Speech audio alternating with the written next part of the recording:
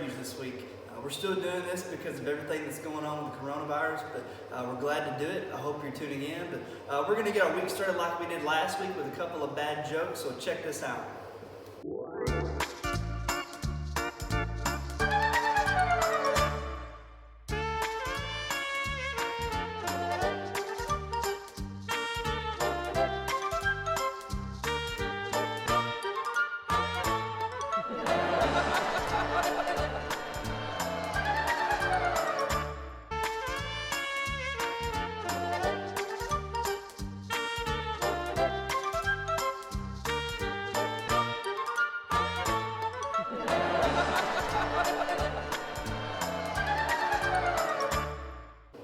I hope you thought that was just a little bit funny, but we're going to go ahead and jump into our lesson for tonight. For the last few weeks here at Refuge, we've been pointing to the cross. We've been looking at stories in the Old Testament that point to what Jesus did on the cross for us. And tonight, we're going to look at another story in the book of Genesis, Genesis chapter 22. And this is a story that some of you may be familiar with. This is the story where Abraham goes to sacrifice his son Isaac. And I don't know what comes to your mind when you think of Genesis 22 or you think of that story, but what comes to my mind is the kind of phrase incredible faith, because Abraham is showing some incredible faith here in Genesis 22. So I'm just going to read this for us tonight, verses 1 through 14 in Genesis 22. It says, "After these things, God tested Abraham and said to him, 'Abraham.' 'Here I am,' Abraham answered.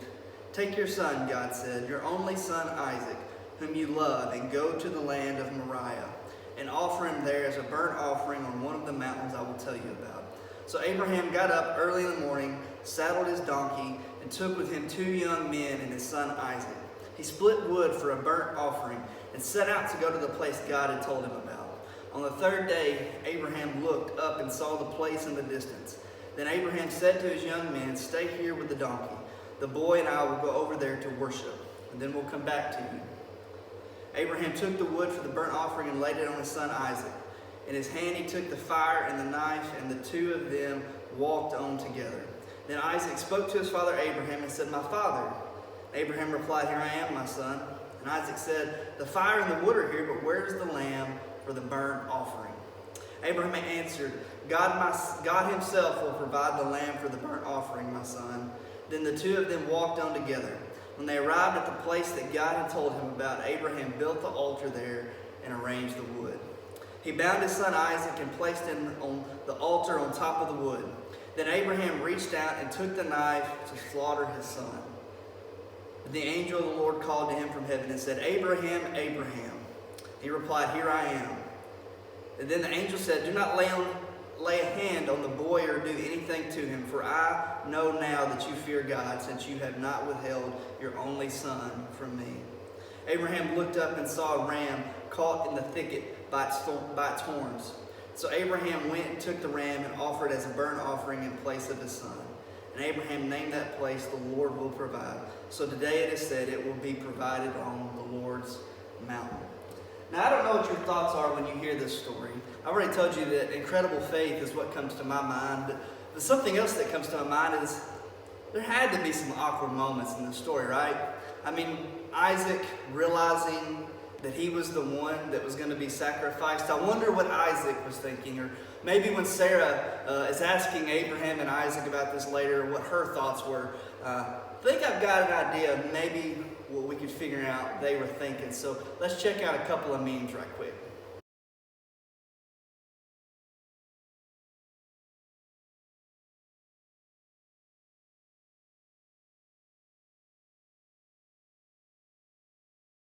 On a much more serious note, there's a lot of stuff in this passage that I think would be worth our time to talk about tonight, but I think I'm just going to try to narrow this down to 2 things for us to look at as we look at this scripture story and how it points us to the cross. And the first thing I want us to look at tonight is that Abraham had incredible faith and he was willing to sacrifice for God. Abraham's faith here in Genesis 22 is amazing. Some people look at the story and think something like, well, this is just wicked. You have a father wanting to sacrifice his son. The word that's used in the translation that I just read is slaughter. There's nothing good about this, Greg, but I want to kind of show you that this is nothing more than a great act of faith. There's two scriptures I want to look at. In the story that we just read in Genesis 22, verse 5, this is what it says. Abraham said to his young men, these are the men that were walking up the mountain with Isaac and Abraham. Abraham said to these young men, stay here with the donkey. The boy and I will go over there to worship. Then we'll come back to you. Now what's this saying? Abraham believed that even though he was being asked to sacrifice something, he had the faith that they would come back. He didn't understand how that would take place. He didn't know what that would look like. But he told the people that were with him, we're going to go worship and we will come back. And you may think, okay, that's kind of crazy, Greg. Where's the evidence of that? Let me go to Hebrews chapter 11, verse 19. This is what that says. He considered God, this is Abraham, he considered God to be able even to raise someone from the dead. Therefore he received him back, figuratively speaking. So what are these verses telling us? It's telling us that even though God asked Abraham to sacrifice Isaac, Abraham believed that he could bring him back from the dead. And that's where the incredible faith and the willingness to sacrifice comes in. Because here's the reality. There was a lot riding on Isaac. Like Isaac was everything. Because God had promised Abraham, I'm going to make your nation plentiful. It's going to be as many as the stars in the sky and the sand by the sea. And then God asked him to kill his only son. Isaac was the one all of this was going to come through. And Abraham believed that God could even raise him from the dead. That's faith. That's sacrifice beyond our imagination. That's the first thing. Abraham had incredible faith and was willing to sacrifice for God. But the second thing I want us to look at tonight, the last thing, this scene literally points to the cross. Abraham went up to Mount Moriah with his son Isaac to offer him up as a sacrifice for God. And at just the last minute, God told Abraham, do not kill the boy. We're going to give you a sacrifice instead. And a ram was provided in the midst of that. God would be watching a similar scene unfold thousands of years later on the same exact mountain, Mount Moriah. God watched his son led to the point of sacrifice.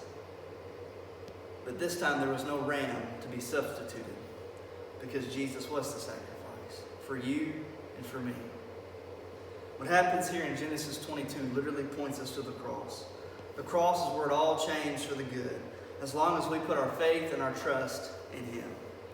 I want to give you two questions to think about tonight and this week as we're going through all this stuff that's going on, as we're getting ready for Easter and we're thinking about what Jesus did for us on the cross. First question is this: how much are you trusting in God? I think the situation we find ourselves in has revealed two things, at least in my life. How much we thought we were in control and just how much we aren't in control. You see, the reality is this: God's in control. There's nothing that is going on in this world right now. There's nothing that will ever go on that is outside the control of God. The question is, are you trusting him? The second question is this: what do you need to sacrifice to God? Abraham trusted God greatly, and that led to him sacrificing. I think right now a lot of things have been taken away from us. Things that we enjoy, things that we have taken for granted in some ways. And maybe, if we're being honest, we're being shown that way too much was above God. This would be a great time to get your relationship with God back on track. So I just want to challenge you and encourage you to think about where your faith with God is and what you're willing to sacrifice as we continue to go through stories that point us toward the cross. I want to thank you for tuning in with Refuge this week. I hope you share this to your story. I hope you share it with other friends. And we're going to keep doing this for as long as we're on quarantine, as long as we're not having church. So thanks for tuning in, and we hope to see you back next week.